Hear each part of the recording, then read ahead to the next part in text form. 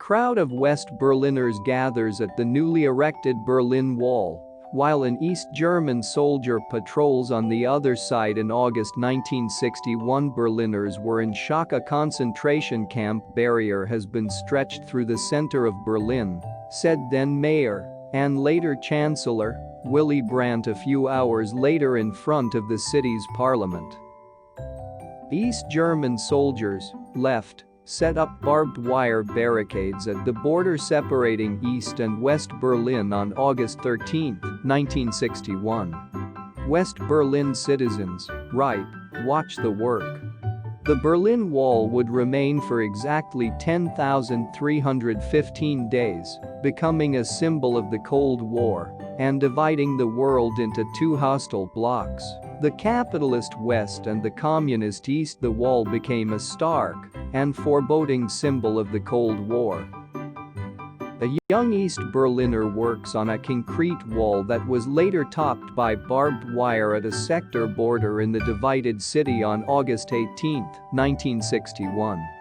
People's Police stand guard in the background as another worker mixes cement. In the West, its presence was exploited as propaganda. The Berlin Wall, Western leaders said, was evidence that East Germany was a failing state, that thousands of its people did not want to live under communism. Under the eye of a communist people's policeman, East Berlin workers with a power shovel destroy one of a number of cottages and single-family houses along a sparsely settled stretch of the East-West Berlin boundary in October 1961. U.S. Secretary of State Dean Rusk called the wall a monument to communist failure, while West German Mayor Willy Brandt called it the Wall of Shame. In Washington, there was considerable debate about how the U.S. should respond to the erection of the Berlin Wall. Tracks of the Berlin Elevated Railroad stop at the border of the American sector of Berlin in this air view on August 26, 1961. Beyond the fence, the communist-ruled East Berlin side, the tracks have been removed.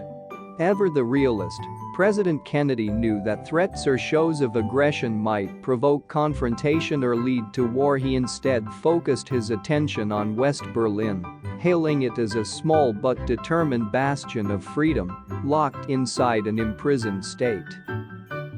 West Berliners gather near the newly built Berlin Wall in August 1961.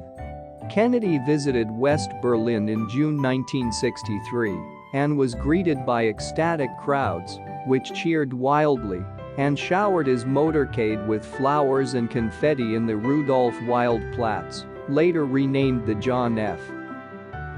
West Berliners, angered by taunts from East Berlin police, throw rocks in August 1961.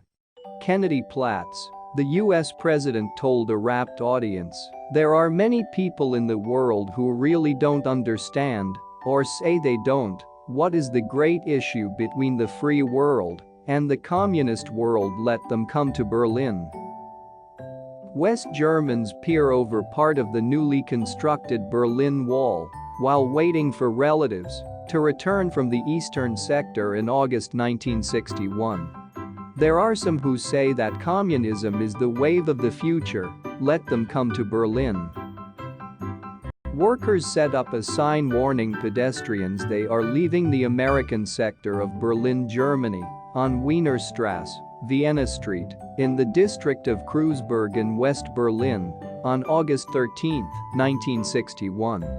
In the background is the Berlin Wall that divides East and West Berlin. And there are some who say in Europe and elsewhere we can work with the communists, let them come to Berlin. Russian, background, and American, foreground, tanks face each other at the Friedrichstrasse checkpoint in Berlin during the construction of the Berlin Wall on October 28, 1961. And there are even a few who say that it is true that communism is an evil system, but it permits us to make economic progress. Last sign nach Berlin kommen. Let them come to Berlin. Freedom is indivisible, and when one man is enslaved, all men are not free. All free men, wherever they may live, are citizens of Berlin, and therefore, as a free man, I take pride in the words, Ich bin ein Berliner, I am a citizen of Berlin. Barbed wire on the west side of the Brandenburg Gate, put up as a safety measure by the British, photographed in November 1961. Improvements on the wall continued until 1980, when the entire wall had been converted to reinforced concrete sections which were 12 feet high and 4 feet wide each. On top of the wall was barbed wire in addition to watchtowers manned with soldiers having machine guns. Friends reach across the barrier to touch each other in August 1961. By the 1980s, the wall had extended 28 miles through Berlin and covered 75 miles around West Berlin. There were extensive barriers along the border of East and West Germany that covered 850 miles. Communist People's Police officers string barbed wire along a fence between East and West Berlin in September 1961. The demolition of the Berlin Wall began on the evening of November 9, 1989. Over the following weeks, citizens of East Germany began using varied tools to demolish parts of the wall, creating unofficial crossing points. A young girl gazes pensively through the pane of her apartment window, which reflects the image of barbed wire fencing that tops the nearby Berlin Wall in December 1962.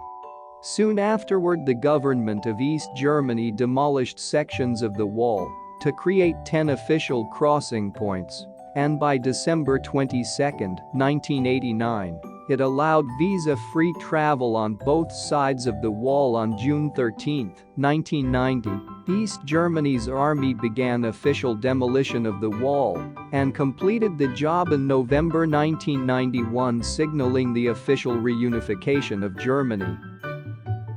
A refugee runs during an attempt to escape from the East German part of Berlin to West Berlin by climbing over the Berlin Wall on October 16, 1961. During the 28 years it stood, only about 5,000 people managed to cross over the wall, escaping into West Berlin. More than 100 are believed to have been killed in the attempt, most shot by East German border guards. An East German VoPo, Volkspolizei, border policeman uses binoculars while standing guard on one of the bridges linking East and West Berlin in 1961. Photo credit: The Life Picture Collection, Getty Images AP.